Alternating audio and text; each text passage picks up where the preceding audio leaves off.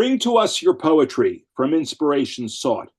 Come join us with your images, your verses, words, and thought. From here, we'll share your balladry with those who do not know it. This platform's here for you to show the world that you're the poet. Welcome to episode 14 of You're the Poet, the poetry podcast featuring you. I'm host Matt Bergio, and I'm here with co-host Phil Bergio. Phil, welcome. Thank you. Here at You're the Poet, our purpose is to share our love of poetry with the world and invite you to do the same. I want to start by saying thank you to all of our guests, and especially our listeners who have made You're the Poet possible. We hope you enjoyed the podcast and the poetry that is shared here. Our featured guest for this episode of You're the Poet is Seth Palmer. Seth, welcome. Thank you very much. We're glad you could join us, and we look forward to your contribution to the episode. I look forward to it too. Sounds exciting.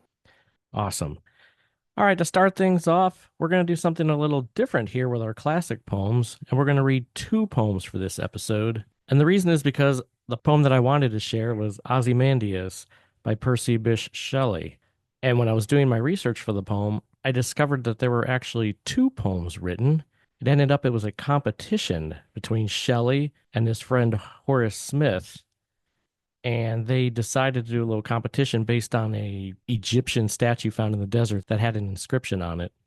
And it was remnant of Ramses II. Talked about Ozymandias. And so they did a competition. They both wrote a sonnet. And anyway, so I am going to read the one by Horace Smith, and then Phil will be reading the one by Shelley. Ozymandias. In Egypt's sandy silence, all alone, stands a gigantic leg, which far off throws the only shadow that the desert knows. I am great Ozymandias, saith the stone. The king of kings this mighty city shows, the wonders of my hand. The city's gone, naught but the leg remaining to disclose the site of this forgotten Babylon. We wonder, and some hunter may express wonder like ours when through the wilderness where London stood, holding the wolf in chase, he meets some fragment huge and stops to guess what powerful but unrecorded race once dwelt in that annihilated place. Horace Smith. So that's his version of the poem, and I wanted to share it because I feel like most people don't know about that poem. I learned in high school English about the Shelley version, so I wanted to share the Horace Smith version here. So before we do some comments, I'm going to turn it over to Phil to say a few things and to read Shelley's version. Okay, I'm going to read Shelley's version of Percy Bysshe Shelley. You know the name Shelley. Mary Shelley was his second wife. She wrote Frankenstein. He had a tumultuous life. He was 29 years old when he died in a boating accident. I got to go back and read more about him. It's kind of an interesting character. But here's his Ozymandias. I met a traveler from an antique land who said, two vast and trunkless legs of stone stand in the desert.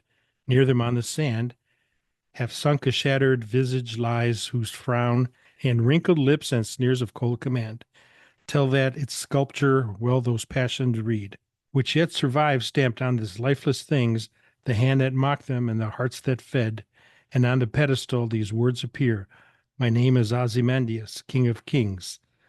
Look on my works, ye mighty, and despair. Nothing beside remains, round the decay of that colossal wreck, boundless and bare, the lone and level sands stretch far away. Percy Bysshe Shelley. All right, thank you for sharing.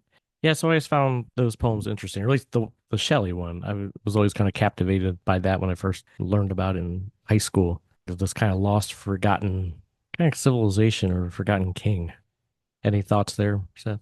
Oh, yeah. I didn't realize when I first read it that it was in like a competition, like you said, together in that sort. I really liked it. It was very good. Yeah, it was brand new to me too. I was like, oh man, there was two of these. Yeah, I'd never heard of it. All right, from there, we're going to turn it over to Phil to share his poetry for this episode. Phil? Okay. This poem is kind of very meaningful to me today because it would have been my 53rd wedding anniversary. The poem is called Soul Cleansing. Every so often I will cleanse my soul of grief and sorrow and other woes. I do this by music that reminds me of her and other thoughts that I hold dear. I let the sorrow escape down my cheek, the relief from sorrow that I seek. It takes the burden off my chest and gives me so much needed rest. The grief and sorrow will creep back in, but I won't let the sad thoughts win. Philip Bergio. All right. Thank you for sharing that. Yeah, thank you. That was beautiful. I like that line. I let the sorrow escape down my cheek. Oh, perfect. You can definitely feel the emotion there. And, I think we all, I don't know if all, but, those of us that have, whether we've lost loved ones, whether through death or even through breakups, I think sometimes we got to take that time to do that soul cleansing and do some things that remind us of those people. It's mandatory, really. You gotta face it and take from it what you can, Definitely. All right. And from there, we're going to move on to my poetry for the episode. It's becoming the fall season here, and even though it keeps wanting to get warmer again, fall's upon us. And I know this episode comes out in a couple weeks, and I was thinking of a poem that I wrote a couple years back about the beginning of fall as I kind of took a walk here in the woods here at Zoraker Studios. So this is I Wandered in the Woods. I wandered in the woods today as fall had just begun. I marveled at the wealth of life, though I walked in as one. The birds were all a-chattering, though some sang out a tune, and from a nearby lake was heard the laughter of a loon. The underbrush was rustling from chipmunks in their play, while squirrels buried all their nuts to save for colder days. And if I kept a quiet pace as I went down the trail, I may just spot a timid deer or glimpse its fleeing tail. The trees themselves were full of life, despite their changing hues. Their joyful dance brought on a smile and washed away my blues. I wandered in the woods today, walking in as one, but found the forest rife with life, as fall had just begun. Matthew Bergio. Very nice. I like that one. Yeah. Thank you. Pretty straightforward, but just kind of the wonder of the woods as you kind of just wander alone. And Yeah. Perfect time of the year for it, too. yeah, definitely. I like to do that when I'm contemplating and just thinking of life. Just go take a little walk in the woods. Absolutely. I have another quick poem I wanted to share that I didn't have in here in our notes. I had a thought dawn on me the other day when I was thinking about this episode, and that purely by coincidence, we're recording this episode, as Phil mentioned, on what would have been his 53rd anniversary.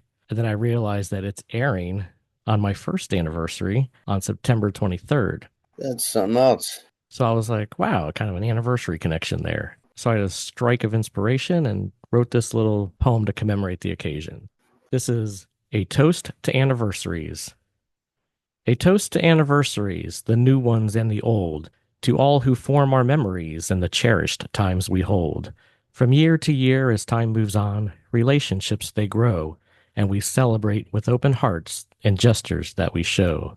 So whether they are shorter years or those that stretch out long, we commemorate the love we share, both now and when they're gone.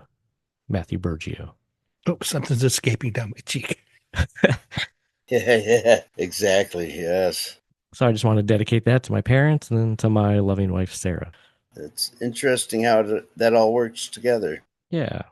All right, from here we want to move to our guest section of the episode. Seth, you're the poet. Show us what you've got. Okay, well, I thought I'd first start with this one. It basically sums up me, you, most people listening. It's just a short one. No title. As the pen extends what's set in my head, thoughts flow as the anxious paper awaits. Seth Palmer. I like that. Thank you. Kind of a good intro poem there. Thank you very much. Would you like another one?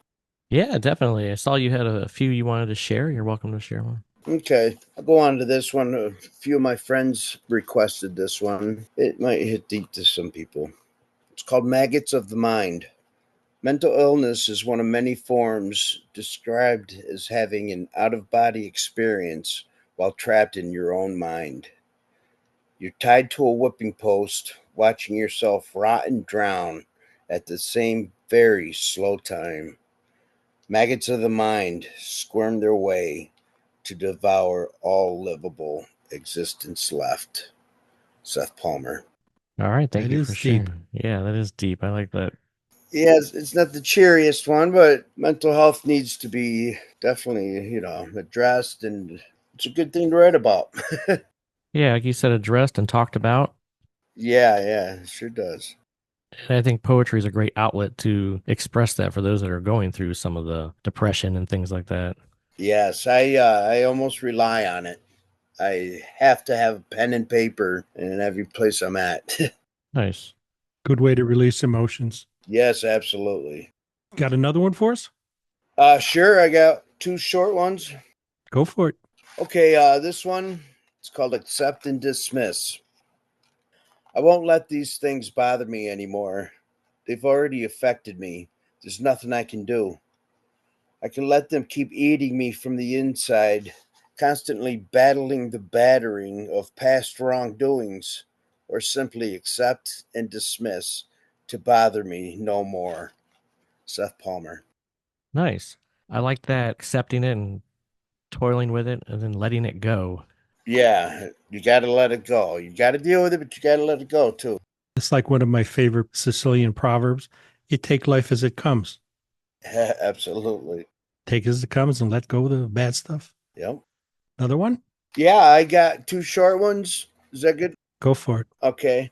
This one, it was the first writing I did when I got out of the hospital last year. I was in the hospital for most of last year due to cirrhosis of the liver. That was a very rough time.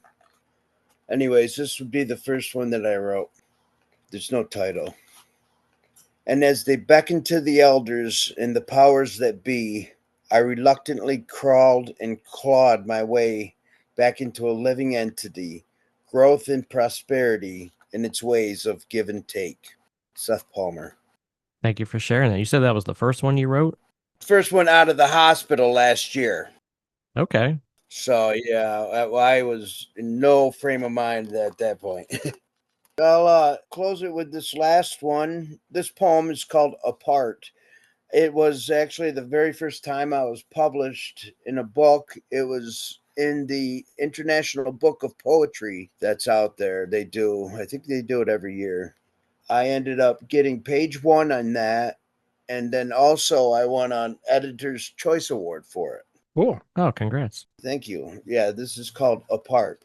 A part of me took apart a part of me again. A puzzle that brought no peace. No relief without release. Seth Palmer. All right. I like it simple but meaningful there. Yeah. I seldom write longer ones. I have a few of them, but I usually keep them short to the point. That's your style, and it's a good one. Well, thank you. Yeah, I noticed that when I was looking through your recent book, I picked up a Kindle version of it on Amazon. Oh, excellent. So can you tell us a little bit about that adventure, or just kind of like how you got into writing poetry in general? Yeah, well, I've been writing ever since I learned how to write, basically. I'd always made up things, drew cards, made cards, drew all the time. I still do. I rely on writing and many forms of art as outlets, as therapy. It's so much a part of my life. I feel like I have to create. That calms the dark places inside you. It helps you deal with them and move on. Yeah. As far as the book goes, it's been a lifelong dream of mine to at least just publish a book. After I got out of the hospital last year, I started shooting for life goals, and I had three of them throughout my life: publishing a book, studying martial arts, and going back to college. Okay. And I'm happy to say I'm doing all three of them at the moment. Excellent. Can I ask you your age? I'm 50. Okay. 50 years old. Yep. You're just a kid. In spirit. I wanted to ask, what discipline of martial arts are you studying? Taekwondo. Yes, man. That's the way to do it. Yeah. My grandmasters, they've been teaching for 45 years. They're world class known. Nice. Yep. I took it years ago, and my instructor was sixth degree from Korea. Oh yeah, that's the real deal stuff. And it's very hard on my legs. I got real bad legs and back, but go at my own pace. Definitely. That's awesome. So yeah, I tackled all three life goals, and I'm still doing it. Excellent. Awesome. I was going to ask, or not ask, I was going to comment that looking through your book, one of the things that stood out for me that was different than a lot of the other poetry books that I've seen online that people have put out is that you had pictures with yours. I like that in between every poem, there was a picture like depicting parts of your life or things important to you. Yeah, that had always been in my figuring of if I ever made a book, because when I read a book, I never liked to read the left side. You know what I mean? I always liked it on the right side for some reason. Okay. And so I said, well, I'll just put pictures on the left side. So you're always looking at the writing and then look over to the picture. I definitely liked that in there. That was a neat difference. Well, thanks. Thanks. Yeah, it's a little different. So tell us about your book and how people can get to it. Okay, it's called Two to Look, One to See. It's available on Amazon, Kindle, and Barnes and Noble. It's, I don't know, 130 something pages, I guess. Like I said, every page is a picture and a poem. Some are pretty direct, heartfelt thoughts. Some are more not animated, but make believe, I guess. I don't know. It's hard to explain, but it's a kind of book you can just have it sitting there, walk by, pick it up, open it, read the passage, and set it and go about your way. It's not a begin to finish one. Yeah, that's what I love about poetry books in general, that you can read them over time or in the moment or take a couple minutes to read and reflect on a poem. Yeah, and they can make you feel differently each time you read it. For sure. Tell us too for the listeners about your title. I mean, obviously, if we see a picture of you on Facebook or the cover of the book, you get it, but tell them about the title. Well, two to look, one to see. It can be deciphered as you have two physical eyes to look at things, but you need the third eye to really see. It's about looking inward. It's about getting to know yourself. A lot of the writings in there are kind of like to help you through those dark times, to let you know, yeah, somebody else feels that way and made it through. It's a hell of a battle out there, and people have got to help each other. Bottom line. I agree, and I think poetry is a good outlet for that, a good medium to get it out there to give us our thoughts and Sure is. Yeah. right. And we've seen that expressed in a lot of different ways throughout our various guests that we've had on You're the Poet. There's no wrong way to do it. It's always great talking with the different guests and getting their perspectives on things and hearing how they view the world and want to express their thoughts through the world. Yeah, I've heard a few different ones. Yeah. Agreed. All right, well, we're going to move on from there. As far as feedback for this episode, we just have some general feedback about episode 10, our haiku special. We had a lot of people write in or just comment that they really enjoyed it. They thought it was a lot of fun. A lot of our guests even commented that they enjoyed coming back onto the show and just sharing their haiku with our audience. So that was fun, and we look forward to doing other episodes kind of like that. All right, as we wrap things up, we want to let our listeners know that we are grateful that you've taken the time to tune in. We hope you're enjoying the poetry that's shared here. And if you haven't already, please subscribe to the podcast and share it with others. If you've written any poetry and you want to share it here, whether you just have an interest in poetry, consider yourself an amateur poet, or a professional poet with published works, contact us to be a guest on a future episode. Please check out the website at www.you'rethepoet.com. There's a section there that answers questions about being a guest. Follow us on Facebook for updates and info, and send us an email to host@you'rethepoet.com for feedback or questions about the podcast and how to be our next guest. Now that the You're the Poet community is expanding at a rapid rate, we have set up a patron site for those who would like to show their support for You're the Poet.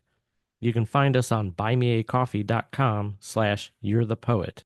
There's also a link on the website, and we thank you for your support as we continue to grow.